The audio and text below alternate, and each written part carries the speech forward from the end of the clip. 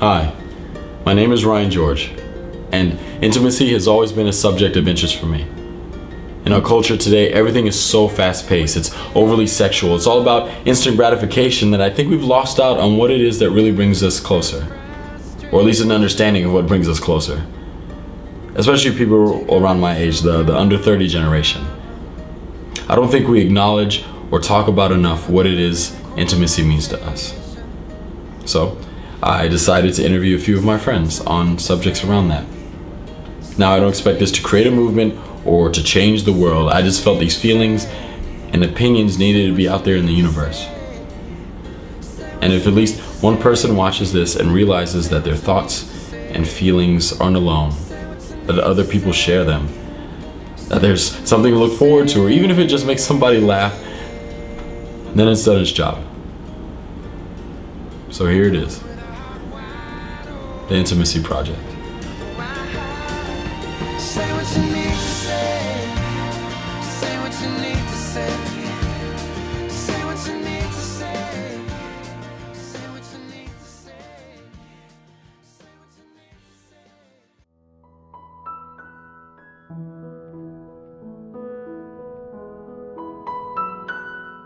say. It's like, it's a numbness. It like leaves me speechless. At first, there's no pain in it. It's just like the life was sucked out of me for a few seconds. It's weird. It's like a very strange thing. I normally feel pressure in my head or my nose, and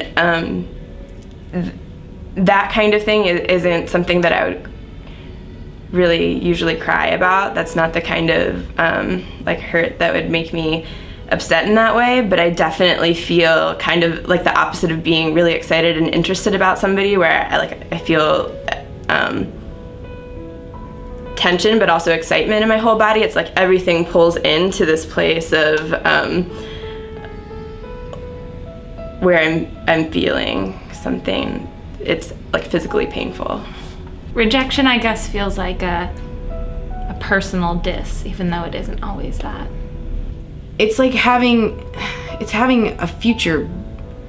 It's like giving up on a future or something. Like it feels hopeless in a weird, specific way. But the older you get, the more rejected you get. The more you realize that it's actually great. This is great. Now I know, hey, I don't have to worry about this anymore. I don't have to think about it anymore. I can move forward and on and upward and whatever. But being younger, rejection used to really bother me. Now it doesn't bother me so much because I just know that it just means there's something really wicked awesome waiting for me at the end. But it still hurts. Like, there's been times when me and my fiance have had issues, like when we first started living together and stuff, and I'd like be in the mood and he wouldn't. And when it comes down to that, it's just like, wow, are we on your schedule, or am I not attractive? Or it just starts doing a lot of things for you, like negatively. And you just have to figure out why that's going on, which for me, it's like a self-confidence blow sometimes. And it's just like, damn, am I not sexy? Do you not want me? It's bad. I think it's really embarrassment.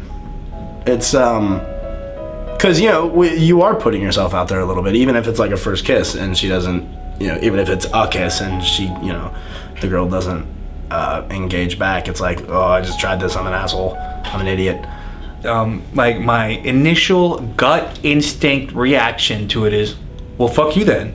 It's just like, I didn't care anyway. And I try not to act on that impulse, but it's usually just like a lot of loneliness. I just feel very alone. I feel foolish. Just like, oh man, I put myself out there. That was dumb. I shouldn't have done that. I should have been more intelligent than this. But I don't. At least as of lately, I don't experience much regret about it. Like if I get rejected, it's like, okay. I mean, that didn't work. I try and move on from it and learn, but. It's a terribly lonely feeling, and it's really just like just disillusionment, like I really thought we had something. I think rejection is best handled with a sense of humor. Because if you don't, then I mean, whatever that does to you internally kind of sucks. And having a sense of humor about it allows you to recycle it in a way that makes it useful for you. So having a sense of humor about things is, I mean, generally in life is the best way to deal with things, just having a sense of humor. It's like you pull your hair out thinking that they don't know everything that you know about yourself, and that they're missing some part of the understanding of you, but they're not. You're just not a fit. The same way that I'm not misunderstanding, who Billy Bob is. Billy Bob, I get it. Billy Bob's great. I would recommend Billy Bob to anyone, but Billy Bob's not gonna be my husband. And so it's like, I have some perspective about rejection, but I think it doesn't hurt any less. Otherwise, I'd put myself out there even more, Like, it's just hard to put yourself out there.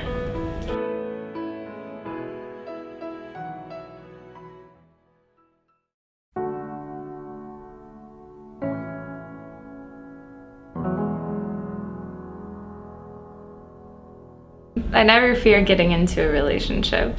I just, everyone tells me that kind of fantasy idea of you'll know when you find the one or something, and I wonder if maybe I just love differently. And so I'm setting mine at a different kind of standard.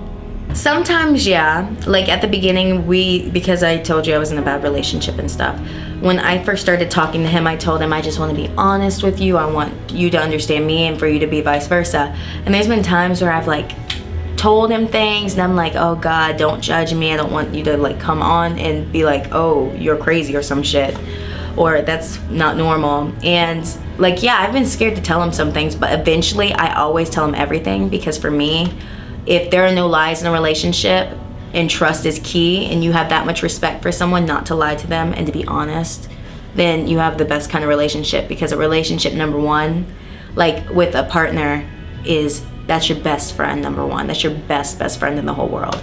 And if you can't be honest with that individual about every aspect of yourself, then you can't be honest with anybody. I think it's less of a fear of that and more of a hope that whatever you're having with that person is a genuine connection, and that on the different levels that you are connecting, you can find a way to accept the different things that you disagree on or may not be the same, may not have the same opinion on. So it's more of a hope of, I hope she likes this. I hope that we can do this together. I hope that she'll love it when I do this. I hope that, rather than a fear, it's more of a hope. I don't think I feel afraid of being that close to someone, because I have been, or I consider myself to have already been so close to a person before, that it was such a beautiful experience in my life, and it made me who I am. So, obviously I want something like that again. Now I will say that it is maybe a little bit harder for me to give myself over to that again. But I'm not afraid of it, It's like, you're not really living if you're scared of getting hurt. I don't think I've ever felt that way. I'm usually pretty confident about those situations because I either have history with the person, and that like it's something that's been developing for a while, or I do feel like I can be open with them and have a conversation. So it's not something I've felt. So I don't know if I'm like afraid of opening up, but I do find it difficult. I find it very difficult. I don't know if like it's just because, as a guy, they teach you be tough and all that stuff. So I have a hard time when I'm in a situation and I do want to be intimate with someone. I have a very hard time opening myself up emotionally. If you have like an impulse that you want to play out and you do play it out and it's okay and like it's welcomed in being intimate with someone, that is intimacy. Like, it's all about when you take the risk to just go with your impulse and go with where the energy is taking you, and the person that you're being intimate with accepts that as okay. That's when I feel like you actually achieve intimacy. So I'm still afraid of writing those out though, and especially with certain people. I guess like if I think that if I think like this might be the one or something, then I get more inhibited. The one relationship I've ever, like a real, like my longest relationship, we got too comfortable with each other. So I think like, and that's what led to us breaking up, and that's what needed to happen. And I think that would be the one thing I would be afraid of in intimacy, is being too comfortable with one another. But at the same time, that's what happens when you get into long-term relationships.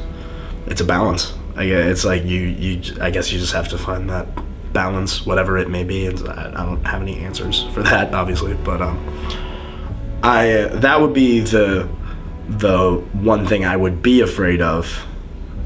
But I don't think I'm not scared of any aspect of myself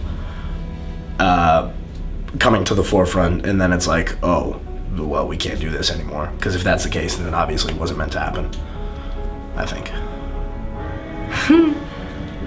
I think I'm quirky, and I know I am, and I know I'm different. So things that I find really intimate, they may not. So they may not know that for me, I'm getting my intimacy fulfilled, but for them, it might just be talking. That, for me, talking, the after stuff that happens when you're laying there, that to me is intimacy. The actual act is intimate, but I don't know, it's not as intimate as telling truths. We're in a business where you lie. Like, you lie, that's your job. Your job is to get in front of people and lie and make stuff up. So to be honest, actually honest, and not honest for the sake of getting a reaction, that's heavy. And I'm afraid of doing that.